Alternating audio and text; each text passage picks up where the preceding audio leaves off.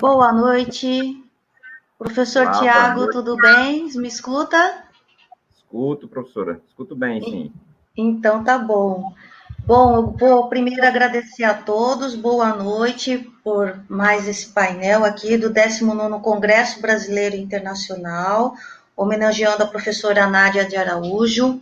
Queria agradecer o convite do professor Wagner Menezes e agradecer a todos os demais por esse dia. Bom, hoje eu vou conversar, então, nós vamos ver a palestra do professor Tiago. Professor Tiago, eu vou ler um pouquinho sobre o seu currículo, tá? O tema que o Dr. Tiago vai conversar hoje conosco é a constitucionalização do direito interamericano dos direitos humanos.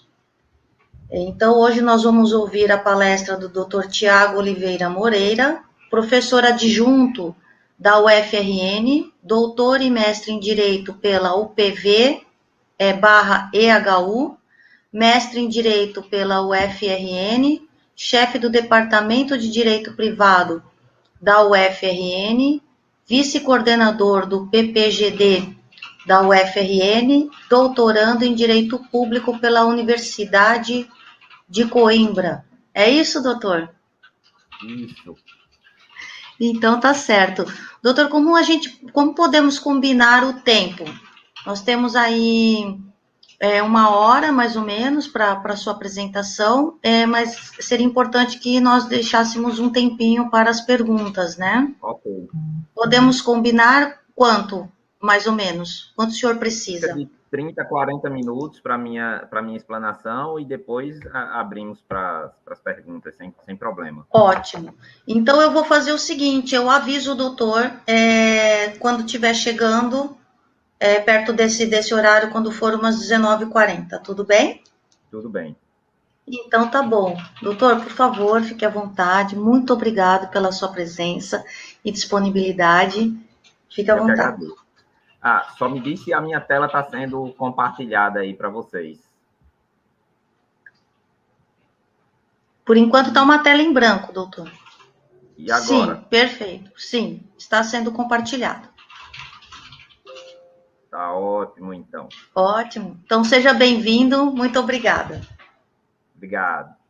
Bom, boa noite a todos e todas. É uma satisfação estar aqui participando de mais um Congresso Brasileiro de Direito Internacional. O celular caiu. De Congresso Brasileiro de Direito Internacional, CBDI. É sempre uma alegria, minha, acho que 7ª participação consecutiva no CBDI. Sempre um evento extremamente organizado, presidido pelo professor Wagner Menezes, meu amigo, a quem eu deixo já um grande abraço. Bom, eu vou falar hoje sobre a constitucionalização do direito interamericano dos direitos humanos.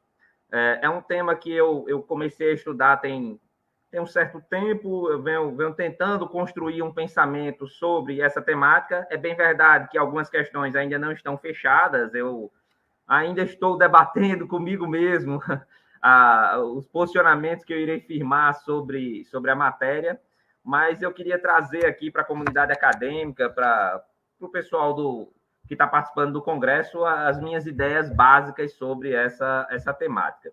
Primeiro ponto, abordar alguns aspectos gerais desse processo de constitucionalização do direito internacional. Temos aqui um pioneirismo de Alfred Verdroes, quando em 1926, ainda em 1926, ele já falava, não vou me arriscar aqui na pronúncia do alemão, na ideia de uma Constituição da Comunidade Internacional. Aliás, esse é o título do livro dele, da obra que ele publicou em 1926, um livro extremamente clássico, afinal, é um internacionalista clássico, porém, que já trazia ideias muito avançadas para a sua época. Dentre essas ideias, tinha a concepção de que a eventual Carta das Nações Unidas teria a natureza de uma Constituição da Comunidade de Estados.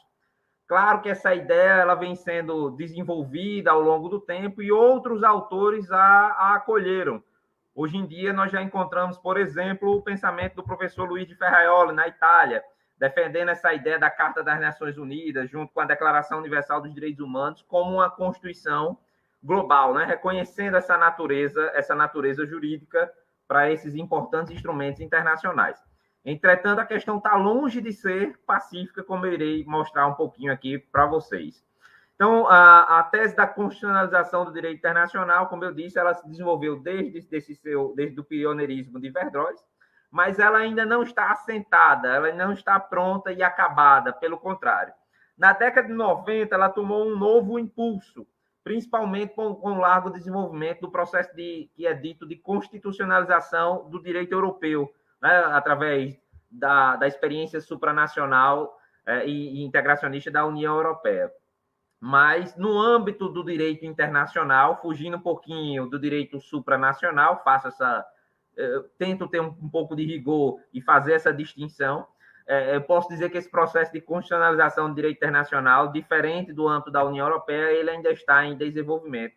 E há uma gama de variações teóricas e terminológicas. A doutrina está longe de chegar a um consenso se temos ou não temos uma Constituição internacional, que documento faria parte dessa Constituição internacional, se é necessário um documento formal para o reconhecimento de uma Constituição internacional. Ou seja, esse processo de constitucionalização do direito internacional, ele tem aqui o que eu estou colocando como velocidades distintas, seja no âmbito mais restrito da União Europeia, seja no âmbito global. Pernice já fala no constitucionalismo multinível que ele criou em 1991, 93, lá para uma teoria voltada para o processo integracionista da União Europeia. Ele já defende a ideia de um constitucionalismo multinível de âmbito global, né? Porém, com outras concepções diferentes de sua ideia original. Então, esse processo de constitucionalização do direito internacional, ele realmente tem velocidades distintas, porque ele vem ocorrendo de maneira distinta se você encarar a nível global e a nível do velho continente. Com certeza, há velocidades distintas nesse ponto. Esse processo de constitucionalização do direito internacional, para que ele seja compreendido nos dias atuais, é preciso que o jurista de hoje, ele redefina, ou ele traga uma outra visão para conceitos já clássicos, como de constitucionalismo, constituição, constitucionalização e direito constitucional. Observem aqui em rápidas palavras, né? Até porque senão eu teria que construir toda a história do direito praticamente para falar desses 4 conceitos. O constitucionalismo como um movimento jurídico-político de limitação do poder estatal, lá do surgimento do Estado, na transição do medievo para a modernidade, né, em que esse constitucionalismo visava justamente o movimento burguês, principalmente, limitar o poder absoluto do Estado através da edição de leis e da criação de uma própria Constituição. Então, observem que em momento algum se falou que esse constitucionalismo ele era inerente só ao Estado. Acontece que no momento em que ele surgiu, em que essa expressão constitucionalismo surgiu, eu só tinha como ator no cenário internacional o Estado. Eu não tinha essas demais experiências, nem tinha os sistemas internacionais, no caso, os sistemas regionais de proteção aos direitos humanos, nem tinha, muito menos, pensado em migrar de um direito internacional clássico para uma fase de humanização do direito internacional. Então, eu entendo o lado daqueles que ainda se apegam a uma vertente clássica do constitucionalismo, porém, eu não posso fechar os olhos de que esse conceito precisa ser redefinido à luz do contexto atual que nós vivenciamos, notadamente o contexto político, social, geopolítico, né? Econômico, principalmente, que estamos vivenciando.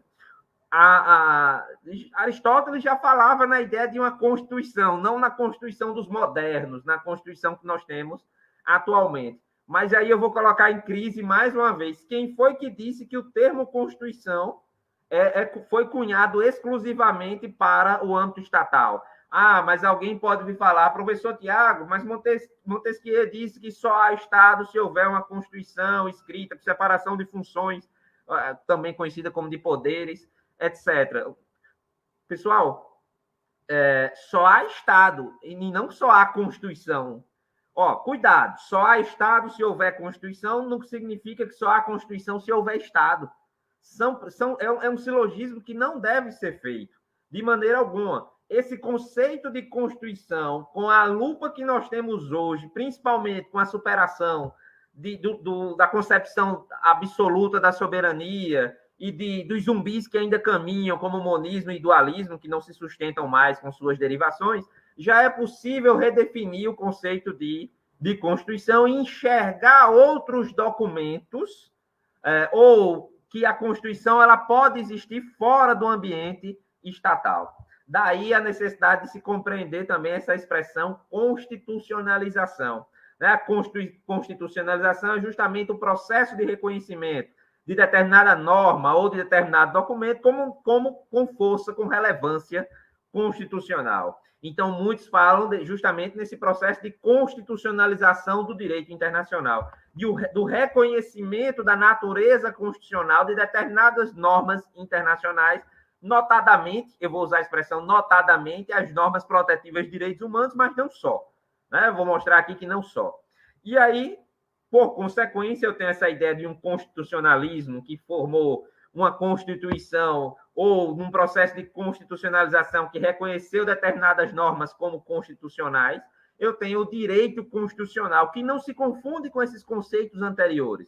Né? O direito constitucional é justamente o ramo da ciência jurídica que investiga, que estuda esse movimento do constitucionalismo, esse documento ou os documentos que venham a ser denominados de Constituição e esse processo de constitucionalização. Ocorre que nós precisamos nos desvencilhar dessa ideia de que o direito constitucional se confunde com o direito estatal, ou que o direito constitucional se confunde com a própria Constituição estatal. Não, direito constitucional não é Constituição. O direito constitucional, inclusive, é um processo mais amplo, mesmo para aqueles que ainda têm uma visão clássica, hierárquica, soberanista, estatalista, baseada no pensamento hegeliano de que o Estado é o caminhar de Deus na Terra, não tem mais como você ignorar os avanços e a abertura do direito constitucional ao direito internacional, né? Notadamente com o desenvolvimento do conceito de bloco de constitucionalidade, seja ele restrito ou amplo, mas é claro que o direito constitucional hoje vive, não hoje, mas já tem algumas décadas, vivencia um processo de internacionalização, sem dúvida alguma. Então, para a discussão que eu irei travar aqui um pouco mais à frente, é preciso que esses conceitos eles passem por uma redefinição. É preciso que esses conceitos que foram cunhados séculos atrás para uma realidade socioeconômica política muito distinta da que nós vivenciamos hoje, eles sejam atualizados, redefinidos, colocados em crise e repensados à luz da fase de humanização do direito internacional que nós vivenciamos. Então, Anne Peters, que é uma autora que eu gosto muito, lá do Max Planck, né, na Alemanha, ela trata do reconhecimento da existência de bens constitucionais globais. A autora ela diz que os bens jurídicos globais seriam aqueles bens que são moldados ou inclusive constituídos pelo direito, e cuja existência informa, interesse e beneficiam a todos os estados ou a toda a humanidade e estão à sua disponibilidade. Então, o que foi que a professora fez? Ela reconheceu que há bens jurídicos globais ainda não constitucionalizados até esse ponto do pensamento dela. E esses bens jurídicos globais, eles são de interesse comum da humanidade. Então, observem, proteção do meio ambiente, desenvolvimento sustentável, segurança, paz, saúde global, que o professor Ferraioli já encaixa nesse movimento de constitucionalização do direito internacional, liberdade para investir, a liberdade de investimentos, a liberdade dos mares, enfim, a doutrina ela traz esses bens jurídicos globais, ou seja, esses pontos, esses temas comuns, que muitas vezes alguns até podem ser encarados como obrigações erga omnes ou normas de jus cogens, mas não todos.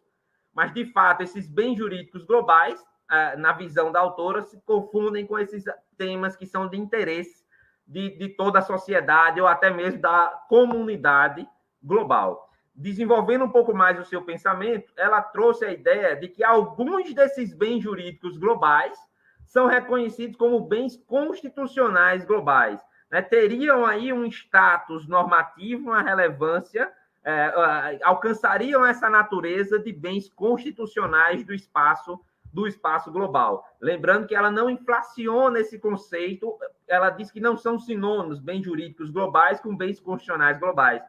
Ou seja, os bens jurídicos globais contêm os bens constitucionais globais, e os bens constitucionais globais estão contidos nos bens jurídicos globais. Tem que ser um universo pequeno, porque a inflação que nós vivenciamos hoje em dia para praticamente tudo, a inflação do conceito de bens constitucionais globais termina enfraquecendo o próprio conceito. Então, temos que tomar cuidado com isso.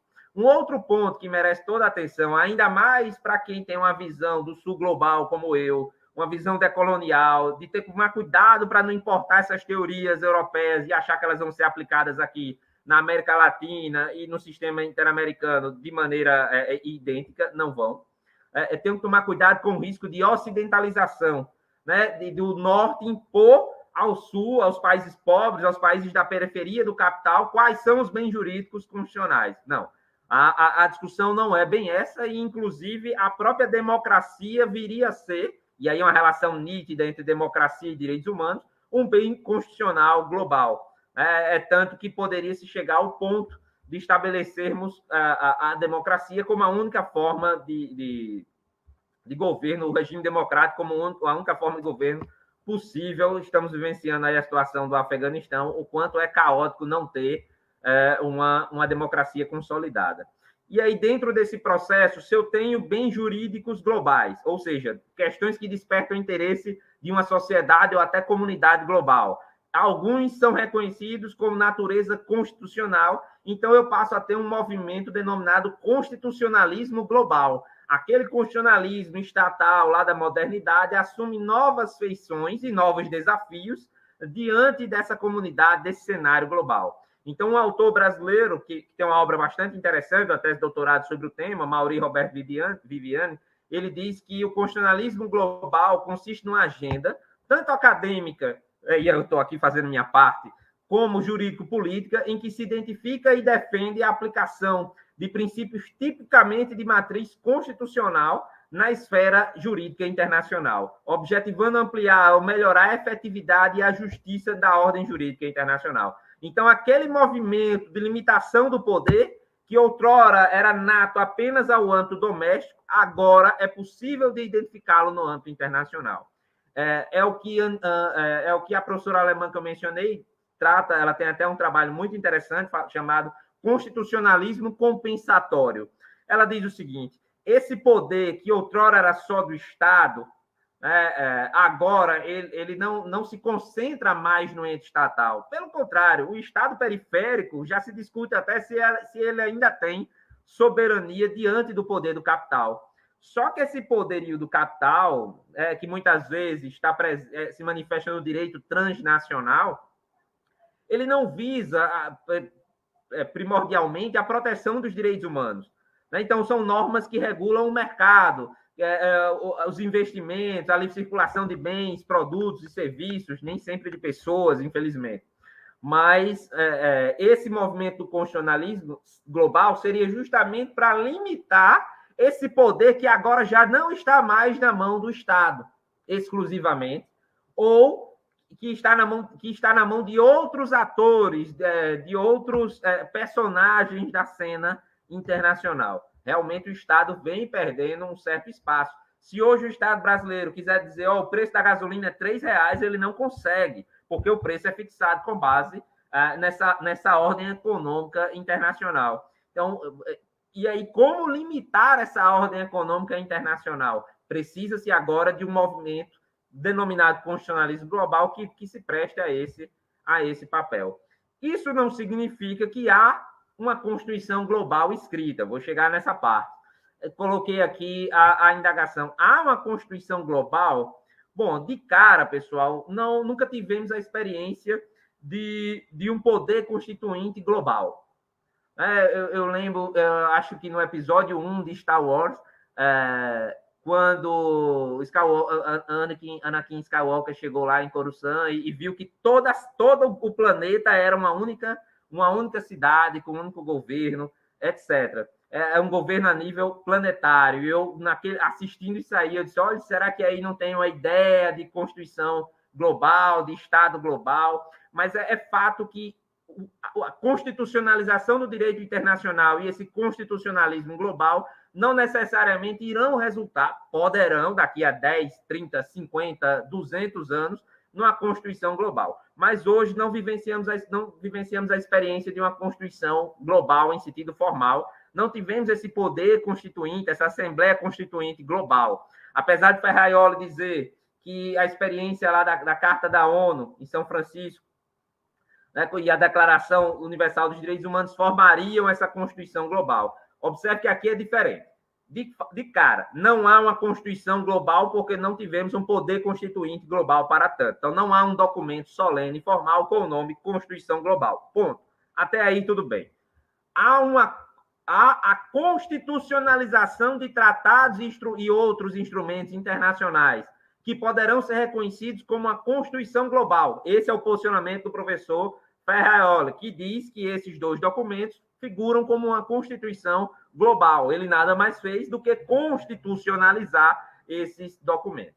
Outros autores falam numa Constituição invisível, ou seja, na existência de normas constitucionais no cenário global e internacional, mas que não necessariamente estão num documento único positivado. E aí, pessoal, há uma crítica muito forte da doutrina nesse ponto. Isso é loucura, isso é tautológico, é impossível sustentar essa ideia. Mas vocês não podem esquecer que o conceito de Constituição, lá do constitucionalismo inglês, é de uma Constituição não escrita. Então, em alguns países do Common Law, até hoje, eu não tenho uma Constituição escrita. E nem por isso a doutrina estatalista chega agora e diz, não, Inglaterra não tem uma Constituição porque não tem um documento solene, formal, escrito. Todo mundo reconhece que há uma Constituição derivada de leis constitucionais, de costumes constitucionais, de decisões constitucionais, de construções doutrinárias pretorianas, e por aí vai. Então, essa mesma noção, que já é clássica da possibilidade de uma Constituição não escrita, ela pode ser trazida para o direito internacional e pode ser reconhecida a existência de uma Constituição invisível ou mesmo de uma Constituição em rede. Interessante, aqui eu vou mostrar para vocês depois. Nesse momento, eu estou falando de algo que englobe todo o cenário mundial, mas o pensamento do Günter Teubner no sentido da existência de constituições civis parciais. Então, ele já relativiza esse pensamento no âmbito global e diz, tudo bem, não há um documento solene formal, pode não ter o reconhecimento da constitucionalização de tratados internacionais e outros instrumentos internacionais, mas é possível identificar constituições, no plural, civis, parciais, como eu vou mostrar mais à frente, e isso numa ótica mais do direito transnacional e não do direito internacional dos direitos humanos. E aí, pessoal, se eu tenho esse movimento de constitucionalização do direito internacional, eu posso vir a ter um direito constitucional global. E aí, fui buscar lá em Zagrebelski, que diz que as dimensões do direito constitucional estão se ampliando, foram ampliadas. E para indicar essa ampliação, se fala, utilizando o que no passado havia parecido um oxímoro, algo muito, muito difícil de ocorrer, de direito constitucional internacional, ou de direito constitucional global. Os autores não têm bolha desse adjetivo internacional global, que se estende à terra como um todo. E todo caso, terra não há, em todo caso, terra não há, não já territórios. Então, pessoal, nesse caso, vejam aqui que é um constitucionalista, não é um internacionalista, um constitucionalista consagrado. Eu não estou aqui me escondendo atrás de um argumento de autoridade, porque estou subindo aos ombros de um gigante como Gustavo Zagrebelski. Porém, ele entende, num livro, num trabalho monográfico, que um dos pontos é justamente o reconhecimento da existência de um direito constitucional internacional, leia-se de um direito constitucional global. Feitas essas considerações, ainda que breves, estou de olho aqui no tempo, eu trago a seguinte problemática. É possível falar em uma constitucionalização do direito interamericano dos direitos humanos? Observem que eu não me apego eu não estou indagando no momento se a Convenção Americana é uma Constituição. Eu prefiro trabalhar com constitucionalização, ou seja, com o reconhecimento de que determinados instrumentos têm natureza constitucional, do que um único instrumento nasceu ou agora é uma Constituição no sentido mais técnico da palavra. E aqui eu volto à doutrina alemã, a essa ideia da existência de um processo de microconstitucionalização. Eu estou saindo do constitucionalismo global, da constitucionalização do direito internacional, para um processo de microconstitucionalização ou de constitucionalização regional ou de constitucionalização pluriversalista. Ainda vou ver aqui com que expressão eu vou me filiar ou irei utilizar nos trabalhos que eu pretendo publicar à frente sobre essa temática. Então, o que é que a professora alemã entende como microconstitucionalização? Na realidade, parece ser efetiva. Em comparação com muitos dos sistemas constitucionais nacionais ao largo da história, os regimes dos tratados da União Europeia e do Tribunal Europeu de Direitos Humanos e da Organização Mundial do Comércio podem, provavelmente, fazer parte do seleto grupo de regimes constitucionais. Então, a professora está deixando bem claro que, para além de um processo de constitucionalização do direito internacional no âmbito global, da possibilidade de se reconhecer a existência de uma Constituição a nível global, ainda que não num documento formalmente escrito e com esse nome Constituição Mundial, de que esses regimes seriam resultado de processos de microconstitucionalização. Então, o direito europeu dos direitos humanos, o direito da União Europeia e o direito da Organização Mundial do Comércio teriam natureza constitucional. E aí me veio, quando eu li esse texto da professora pela primeira vez, eu disse, e no sistema interamericano? Será que eu posso reconhecer essa microconstitucionalização no sistema interamericano? E aí, pessoal, para que eu pudesse desenvolver um pensamento, inclusive crítico, sobre a matéria, eu precisei buscar outras ideias de outros autores que abordavam essa microconstitucionalização, ainda que sem utilizar dessa expressão. Então, vários autores defendem a existência de constituições fora do âmbito doméstico. Pessoal, a tese do professor Teubner professor Tiago, você concorda com ela? Não estou dizendo se eu concordo ou se eu discordo. Eu estou dizendo que é uma construção teórica muito bacana, muito bonita, das constituições civis parciais desse constitucionalismo societal que ele defende. Sigo a página do professor Teubner em algumas ferramentas de pesquisa acadêmica e venho acompanhando sua produção sobre essa temática. Outro ponto seria que a Carta de São Francisco, como uma Constituição global, também seria fora do âmbito doméstico, apesar de não ser dentro do processo de microconstitucionalização. Determinada corrente considera que os tratados internacionais de direitos humanos, muito embora não tenham perdido sua condição de instrumento internacional, passaram a ser reconhecidos como documentos constitucionais. É aquilo que eu estou utilizando, é o processo de constitucionalização do direito internacional dos direitos humanos, no caso em tela, que eu estou debatendo, o direito interamericano dos direitos humanos. Isso, pessoal, já é consenso no direito constitucional europeu. Eu tive a satisfação de fazer o meu primeiro doutorado na Universidade do País Basco e de estar escrevendo a tese do segundo lá na Universidade de Coimbra, e os textos lá já são abundantes e clássicos do reconhecimento da existência de um direito constitucional europeu. Aliás, se você não souber direito constitucional europeu, você não vai entender o direito constitucional estatal. É imprescindível, porque eles estão na própria linguagem de Canotilho entrelaçados, é o que ele chama de interconstitucionalidade, bebendo da expressão criada pelo professor Lucas Pires. Então, não há que se falar mais num direito constitucional fechado. O direito constitucional, necessariamente, ele tem que estar aberto ao reconhecimento de outras experiências constitucionais. Infelizmente, os manuais de direito constitucional aqui no Brasil ainda passam longe desse tipo de processo, apesar que temos alguns constitucionalistas de vanguarda que já estão defendendo e trabalhando com essas ideias, como é o caso do meu amigo, professor da Universidade Federal do Rio de Janeiro, Siddhartha Legale, do professor Breno Bahia Magalhães, da Universidade Federal do Pará, dentre outros. Então, aqui eu gostaria de abordar sobre a natureza constitucional da Convenção Americana sobre Direitos Humanos. Bom, para que eu possa vir defender ou colocar abaixo a ideia de uma constitucionalização do direito interamericano, eu preciso analisar se a Convenção Americana, no mínimo, pode ser reconhecida como um documento ou que suas normas são de natureza constitucional. Só tem que tomar cuidado. Vocês que estão me assistindo, ou eventualmente quem vem assistir a gravação depois, é que a ideia que eu estou trabalhando aqui de natureza constitucional não se confunde com a defesa de uma hierarquia constitucional da Convenção Americana no âmbito doméstico, como acontece na Argentina, né, que traz um dispositivo expresso em sua Constituição de que os tratados internacionais teriam natureza constitucional.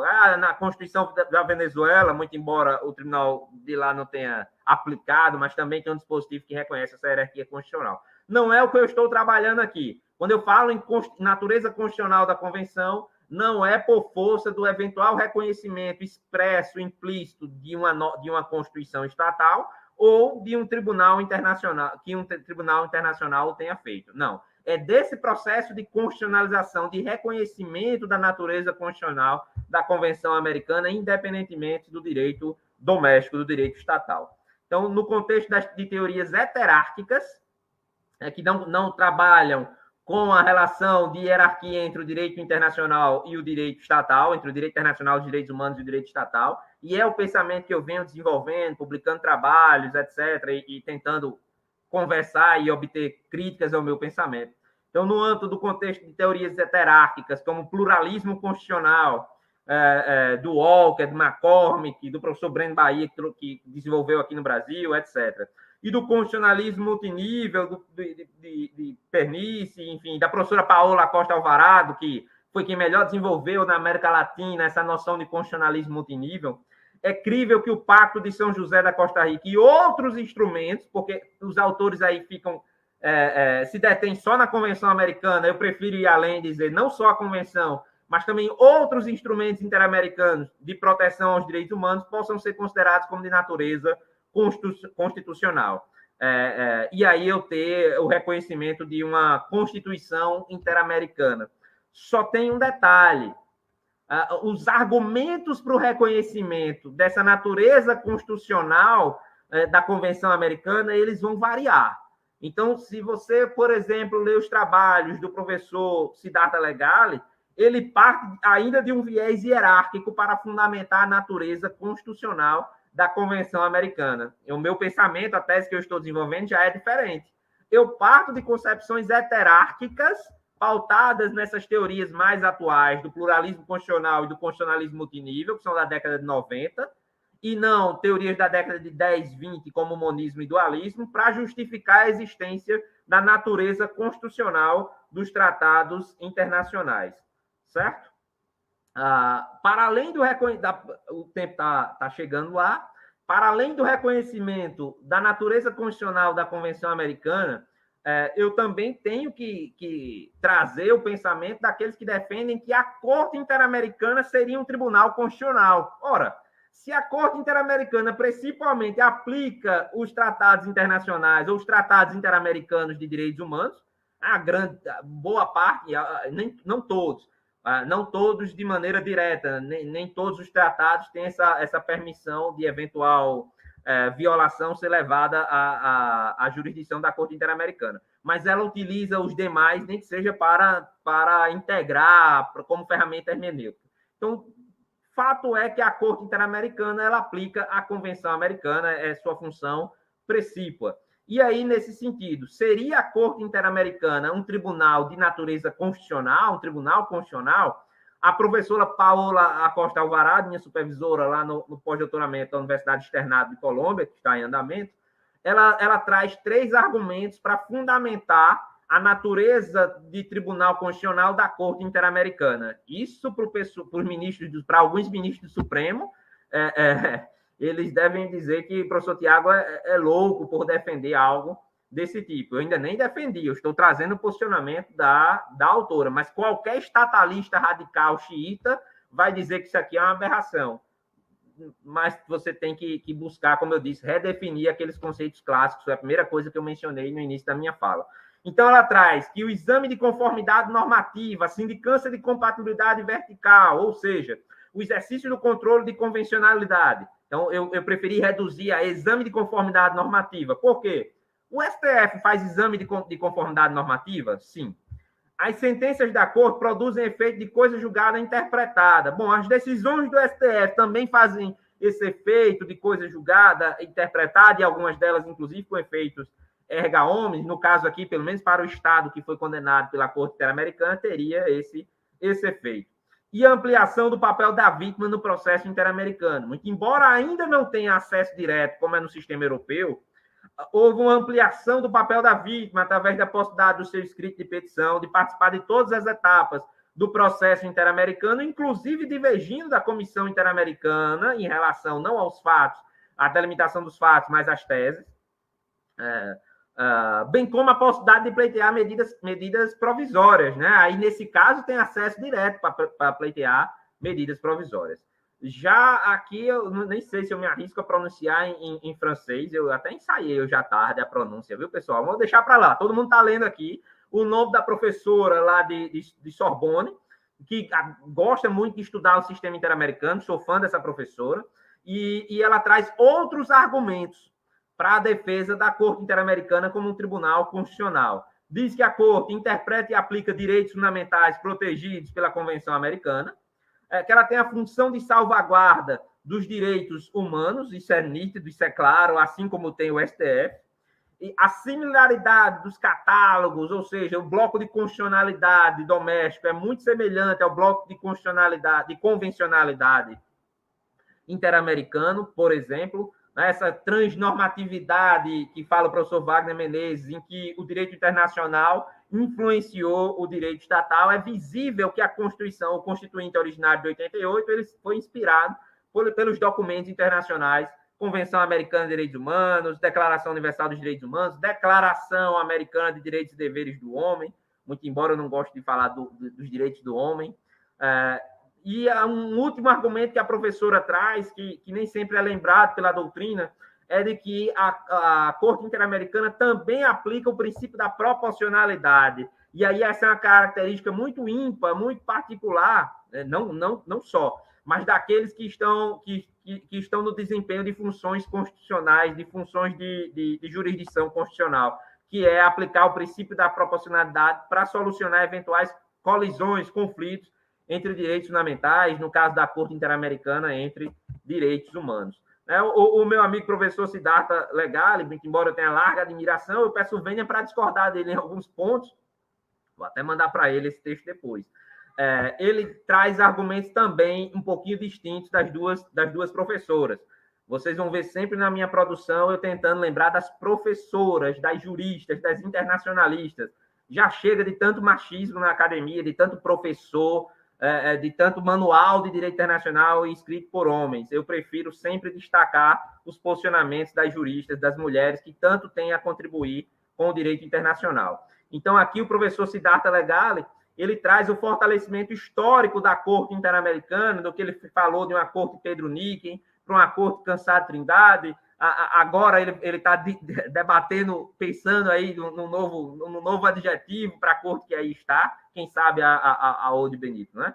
Mas a responsabilidade de proteger e promover a dignidade da pessoa humana, que também é inerente aos tribunais constitucionais, o exercício do controle de convencionalidade e o fato da Corte Interamericana atuar como última instância de verificação de compatibilidade. Desse ponto, eu discordo. A Corte Interamericana pode até atuar como instância de verificação de compatibilidade, mas ela não seria a última. A última instância, a palavra final, se é que alguém tem a palavra final, que na verdade seria do legislador e não do órgão jurisdicional, mas se é que algum órgão jurisdicional tem a palavra final, ela vai ser de quem melhor tutela, de quem melhor protege os direitos humanos. Então, a Corte poderia muito bem dizer, numa hipótese remota, que norma penal em branco não viola o princípio da determinação taxativa, que é uma decorrência do princípio da legalidade. E vira o STF dizer que viola, que é inconvencional. Então, quem foi que melhor protegeu os direitos humanos nesse caso? Foi o STF, não a Corte Interamericana. Mas como o meu pensamento é heterárquico, eu não concebo hierarquia entre a Corte Interamericana e os tribunais constitucionais, os tribunais domésticos, é mais fácil eu caminhar por esse trilho. Já o professor Siddhartha, como ainda está apegado, salvo se eu estiver me equivocando, a uma concepção hierárquica, a que a Convenção Americana é superior hierarquicamente à legislação estatal, e que o Tribunal Interamericano, todas as suas decisões devem ser cegamente cumpridas, pelo menos em tese, pelos tribunais domésticos. O que em um outro momento, ele até quando ele aborda a questão do diálogo em tribunais, ele mesmo relativiza essa concepção. E aqui, pessoal, chegando nos meus finalmente, eu achei muito interessante essa frase. Pensar a Corte Interamericana como um tribunal constitucional não é uma fantasia. Não é uma fantasia. Por mais que ainda seja um processo, é tanto que eu utilizei a expressão processo de constitucionalização do direito interamericano, a autora aqui, eu vou corroborar do pensamento dela. Acho que também não é uma fantasia reconhecer esse processo de constitucionalização, essa atuação constitucional da Corte Interamericana, muito embora com ressalvas em alguns fundamentos, em alguns argumentos trazidos pela doutrina. Então, ao meu sentir, a Corte Interamericana atua na proteção de direitos que gravitam em torno da dignidade da pessoa humana, limita o poder dos Estados, seja através do reconhecimento de condutas e normas inconvencionais, ou mesmo com a aplicação do princípio da proporcionalidade, edita decisões que devem ser observadas por todos os estados que se submetem à sua jurisdição, observadas, e eu tenho um sentido próprio para essa expressão, quem sabe numa outra conferência eu possa vir a trazer.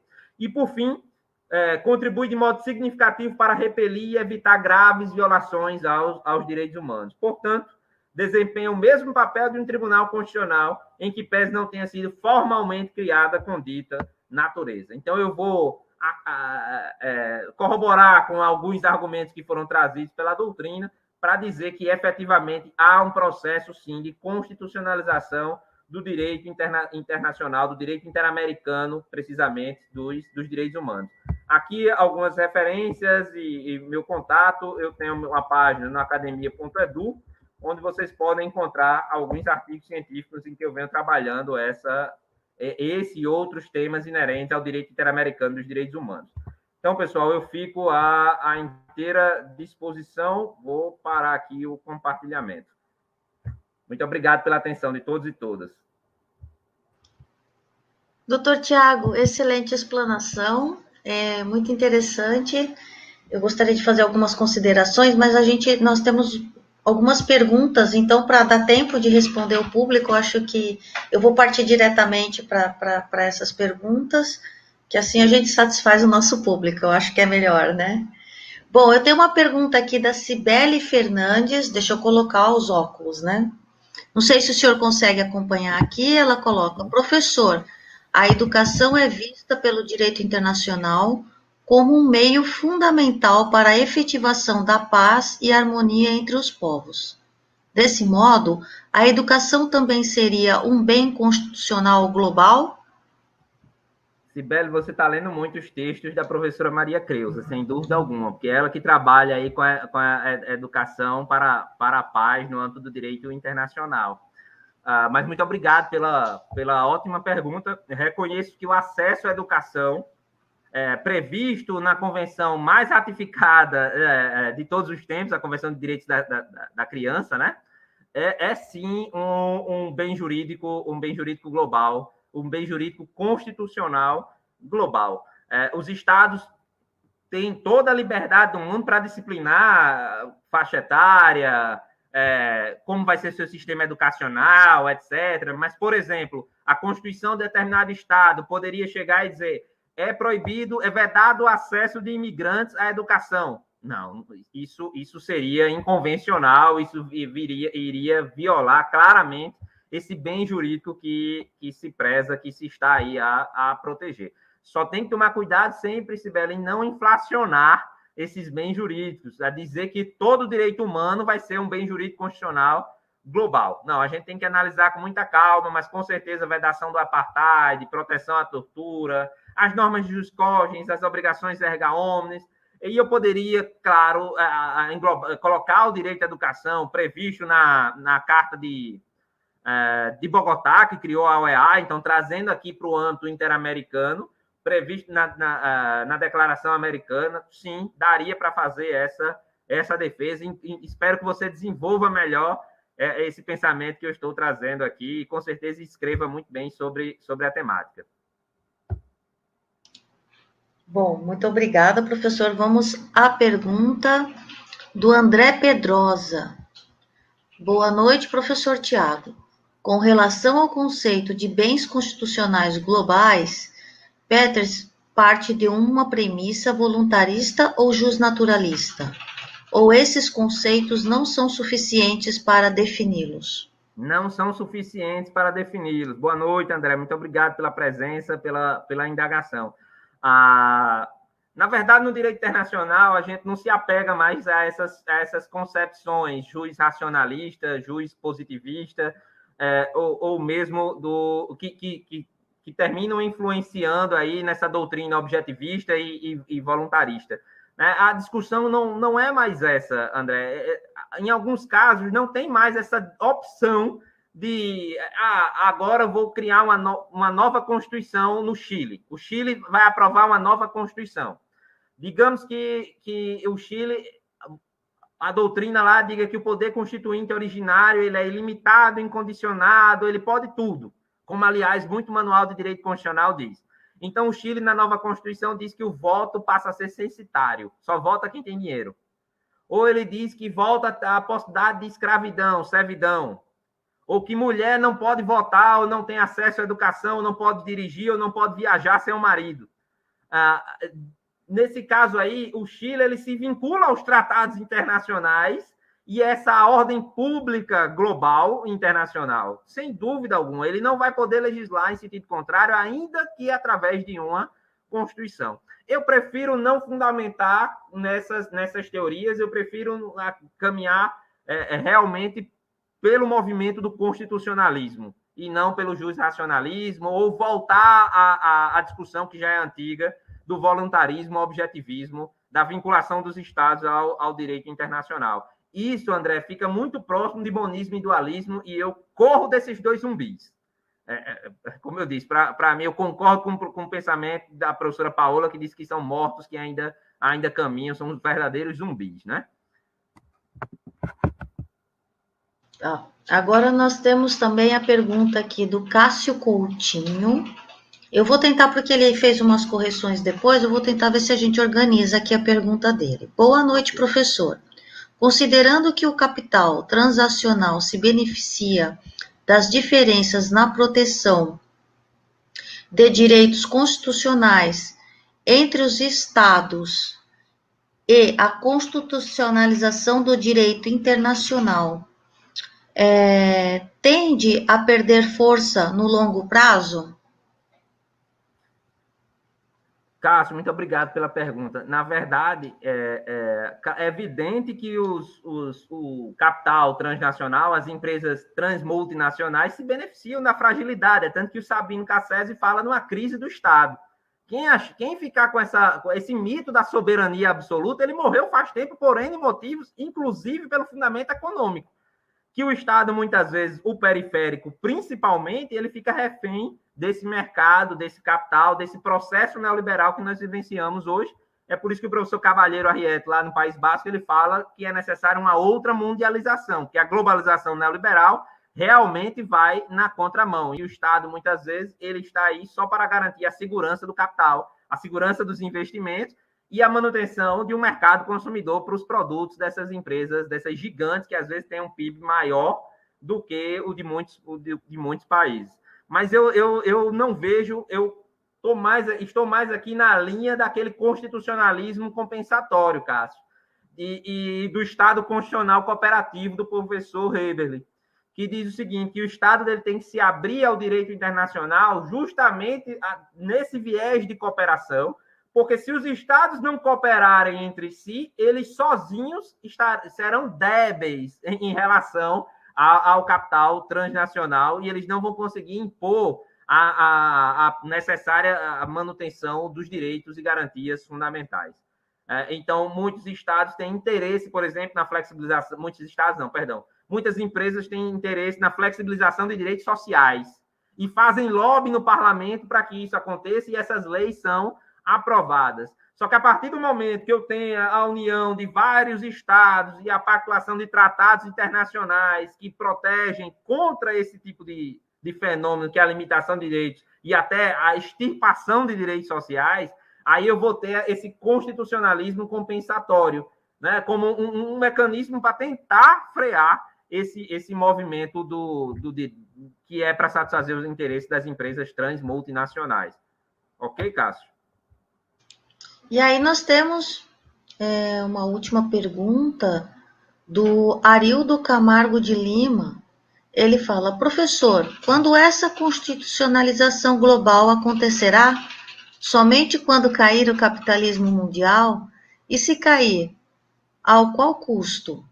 Ele é aluno do mestrado em Direito da Unifacvest, em Lages, Santa Catarina. Arildo, muito obrigado pela presença e pela pergunta também. Veja bem, essa constitucionalização global já está a acontecer. É por isso que eu prefiro utilizar o processo. O processo está em marcha. Há um constitucionalismo global. Há uma constitucionalização do direito internacional. Agora, se eu for traduzir a sua pergunta com a existência de um documento solene e formal com o nome Constituição Mundial, ela vai acontecer? Não vai. Não vai.